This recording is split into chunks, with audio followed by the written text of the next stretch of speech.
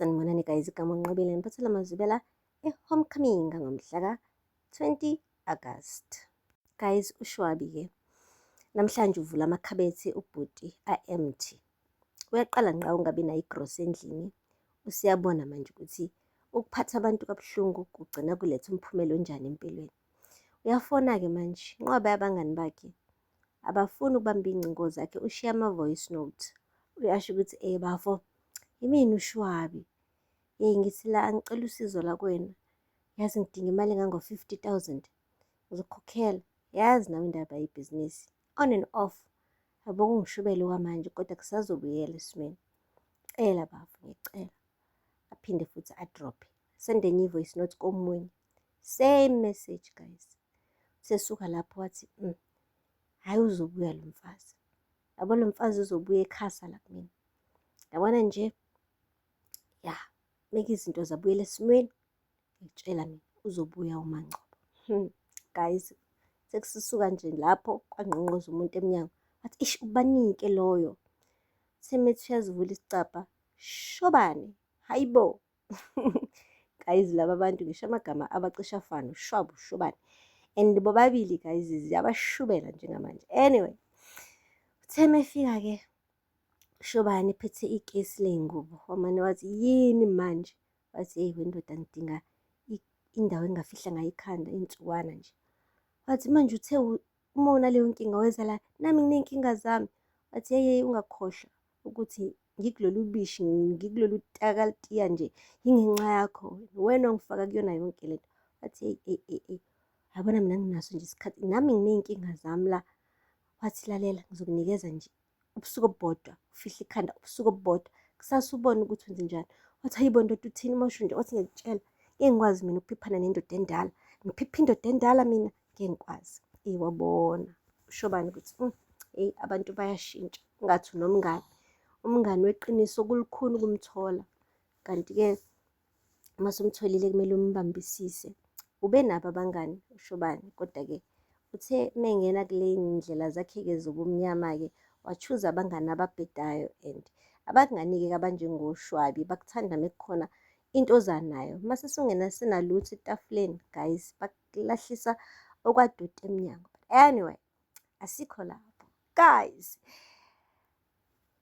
Ama-voice note-ke afikile-ke ama-message-ke abuya back kuyena uShwabi. Abangani bonke kade bacela imali bamqhathululile basho ukuthi nabo kunezinto abasabhekene nazo, nabo baney'nkinga zabo. Hhayi okwamanje bangeke bakwazi bemsiza, bazomsiza hlampe after a few weeks. And uShwabi ufuna imali manje, hhayi after a few weeks. Wamane waphathwa yikhanda. And uphethwe ikhanda nje nangu noShobane uyabona ukuthi hawe ma, ngizohlala kanjani endlini yomuntu naye oyilambele ongenalutho, ngizoba umthwalo endaweni yomuntu vele naye ohlupheka njengayo. Guys, anyway, le emzini-ke kwaKohlongwane uZethu busy nomsebenzi-ke waseklinikhi. Ubaba wakho uyagimbula ngala, umama uyathetha ngala. Come to show ungaraji uhamba ne-girlfriend yakhe phela uMaNgcobo. Ayibo, wonke umuntu emndenini umane wahlahla amehlo mebona-ke uMaNgcobo engena nje lapha emnyango, ngoba bayazi ukuthi useke wafika kulela khaya, kodwa-ke akuhambanga kahle impela. uShwabi wayefuna ukubadla ebafele, efuna unkosikazi wakhe la ngodli. Emva kokuthi-ke ungaraji emthathe yomhlalisa khona. Ushilo-ke ukuthi ngize la noMaNgcobo akaphephile emzini kaShwabi. Niyazi nani uShwabi ukuthi udume ngani. Wamane wathi ubaba uHlongwane, uyakhumbula ukuthi kwenzakalani uletha le ntombazane le ekhaya? Ufuna ukusiphinda manje ngaraje?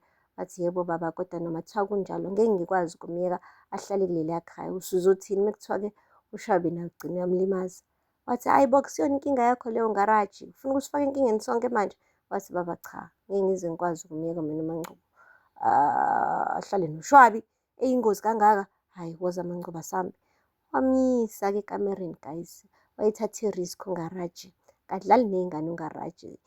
Futhi-ke useyayazi nane-bullet esifubeni evela kuShwabi. So manje ubhuti usezibona e-invincible. Ubona sengathi nje manje hayi ubhuti ayikho into angayenza uShwabi kuyena engase imlimaze noma imbulale, ngoba usekwamshaya ngenqwaba ayibhakela wamkhahlela waze wamdubula, but still he's standing. manje useyibone ngathi nje uyirobhothi ubhuti nje. So ingakhathatha le risk alethu uMaNgcobo azomhlalisa laphaya kaHlongwane. Guys, akupheli-ke lapho.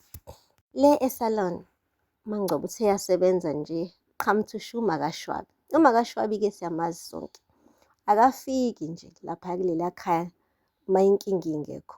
Bamletha mekuthi-ke indodana yakhe-ke isisobishini lodaka.